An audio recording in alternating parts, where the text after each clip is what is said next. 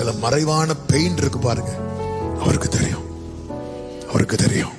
சில மறைவான வழி, வெளியே சிரிச்சுட்டே இருப்போம். அதாவது ரொம்ப பாரம் உள்ளவங்க எதை தேடுவாங்க தெரியுமா? தனியா உட்கார்றதுக்கான ஒரு இடத்தை தேடுவாங்க. இல்லைன்னா அவங்களுக்கு நெஞ்சை வெடிக்கிறது போல இருக்கும்.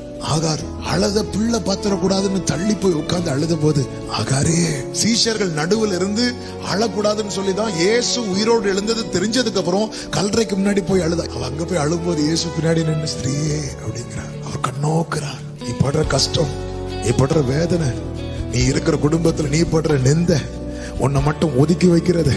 ராகேல் லேயாள அற்பமா எண்ணினாள், கர்த்தர் கண்ணோக்கினார். சாப்டர் மாறுது. ராகேல் லேயாள் மேல என்ன பட்டா தெரியுமா? பொறாமைப்பட்டா. ஆகாதென்று தள்ளின கல்லை, ஆகாதென்று தள்ளின கல்லை, ஆகாதென்று தள்ளின கல்லை தலைக்கல்லாய் மாற்றி. குளோரி. இன்னைக்கு உன்னை அற்பமா பார்க்கிறவங்க நாளைக்கு உன்னை பார்த்து பொறாமைப்படுற அளவுக்கு கர்த்தருடைய பார்வை உண்மையில